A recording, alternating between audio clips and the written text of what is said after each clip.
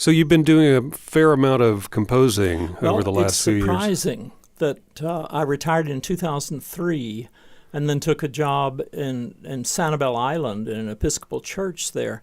And there was just a blossoming of my compositional activity. I had no idea that was going to happen, but I started doing a lot more. I had done composition since I was in college. You needed a change of scenery, maybe. Maybe. And the same thing happened to Anna, because she began to do artistic things, finding things on the beach and creating creatures from them. And it was helped by the fact that we rented a beachside house that had an art studio. That'll do it. Ooh, wow. Was she just completely blown over by that. She could have used it to turn it into a sunroom or something, but she wanted an art studio. It made it very difficult when we finally had to leave there. But golly, that was a wonderful time. I'm talking to Willis Bodine. He is a professor emeritus. Professor emeritus. That means a certain kind of pasture, I suppose. Yeah, but it's a nice, pretty green one. It's a very honorable title for a professor who served as distinguished a career as Willis Bodine. You were responsible for the renovation of the gigantic organ that's in the Anderson Memorial organ there in University Auditorium. That was one of my biggest projects. Yeah, when I came here, it was in dismal shape, mainly because the institution didn't have any money. And finally, they started to find money, and lo and behold, I found a way to spend it. I kind of figured you would. And you had a background in organ design and restoration anyway. I had spent a couple of years in Germany with the Fulbright people, and it was my specialty. So I began to acquaint the administration with how things really ought to be. This was before the days that we could talk about preeminence. That was a fairly late idea around here. So you got the grant, and also the organ was added to over the course. We did several things. The main thing is right. It came from a time when the organ itself was more an effort to imitate an orchestra than it was to play the organ literature. So there was a gentle transformation of the instrument from that orchestral imitative style to a more classic. May I borrow your word and use classic? Which made it the repertory accessible to students, which is, after all, why we're here. So while you were tinkering with that, also, too, the carillon here at the University of Florida pretty much went in along at about the same time, right? That was actually one of the other things that was pretty dismal. They had an electronic, we call them bongatrons. That's the politest word. It was an amplification system with speakers on top of the tower. And I had to convince, first of all, the donors and then the president that was not real. It was not acceptable. I had grown up around a fine carillon, or actually a fine chime, at the University of Texas in Austin. So I knew from birth. I lived 5 blocks from that marvelous tower. And that's where you got your degree, right? Yeah, that's where I did my work. And so it was President Marston who accepted the proposal from the School of Music to do the organ and do the carillon. And he said, well, great. And his wife was a big help because Anne said at one point, Bob, you know, that carillon we have now is okay if you like plastic flowers. And I don't know whether that was bedroom talk or what, but it really took hold. And the next Saturday, he called me up in my office and said, you know, let's go ahead.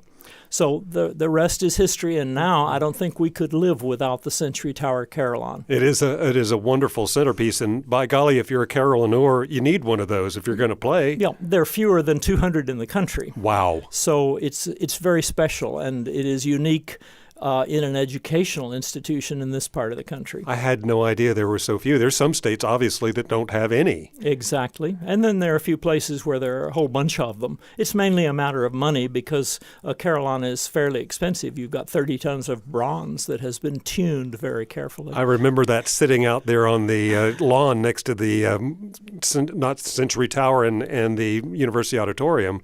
Yeah, I remember all those bells sitting out there on the lawn. I have a picture of my wife sitting on top of one of them. That's in our family album. Yeah, I would say that's one of those legacy pictures. So some of your music is going to be involved in a concert coming up It's on Saturday, April 28th. Yes, it is Saturday, And April 28th. this particular group has been so successful over its 5 years that they've had to begin giving their concerts twice. That's excellent. I would say. That's a major benchmark. Venues. Ruth Lewis and Voices Rising Community Chorus is the group that Willis is referring to.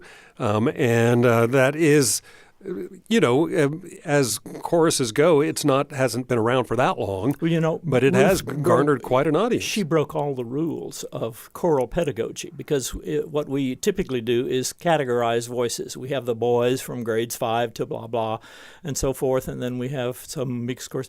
Ruth decided that she would have an intergenerational chorus, and so she starts with 9 or 10-year-olds and goes through grandmothers.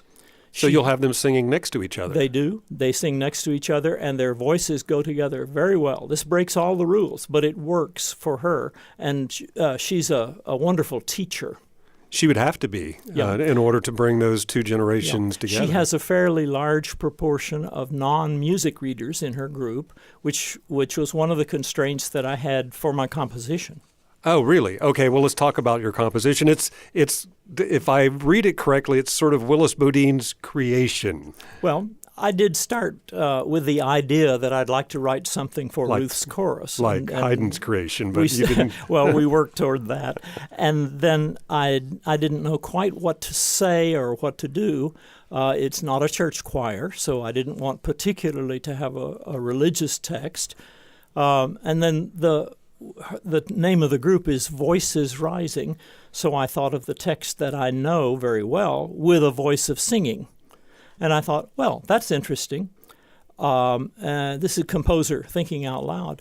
And then I thought of the old Robert Shaw dictum, which is make all of the sounds of all of the words, so that your diction is improved when you're working.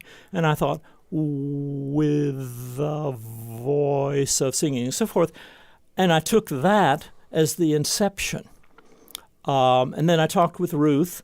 I asked her if we could have an instrument. So there's a marvelous clarinetist whose talent is hidden in the grants section of the Smathers Library, where she toils in her day job. But Bess DeFarber is going to play, and I made sure of that before I started writing.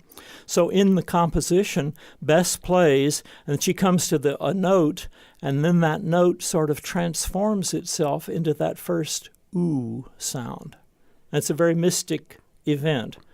And of course, I like it because I wrote it. But the fact is, I use that little event about 5 or 6 times in the piece, so that the clarinetist will come to a note, and then it will transform into a vowel or a combination. It turns into words eventually. But the choir is sort of emulating this as the piece progresses, right? Yeah, a bit in their vocal sounds. Yeah, they take hold of the ooh, which is the first sound of ooh with a voice. And then that turns into words, and eventually they're singing the whole text, and then the rest of it goes on. Their sound has gone out into all lands. And this piece is, like you said, non-biblical, although I see in your text, the text that you've chosen, that is biblical. Well, Isaiah. It is non-religious. Non-religious, such, right. But it is biblical because that's the source of much of our ancient literature. Well, and ancient literature a lot of times has great prose. It does. So that was where I started. Then the other element of Ruth's group is that she has a youth choir that's a very strong component. Since she's got kids from 9 or 10, they have an identity of their own. So I had to be sure that as a composition, there was some moment where the kids could shine. And so the first introduction of the text, their sound has gone out into all lands or something like that, is done by the youth choir. Right. So after you have all these alleluias and all this, that, and the other, and the with a voice, suddenly here comes the youth choir singing, their sound has gone out. And it becomes, in their word, this is their word, magical. I know that you're going to have a great crowd. This is on the 28th, Saturday at 3 and 7. This And Saturday they're at doing 3 it and 7. downtown in the First United Methodist Church, which is a grand sanctuary, a very open place. It's the place where Bess DeFarber plays as a member of the Gainesville Pops.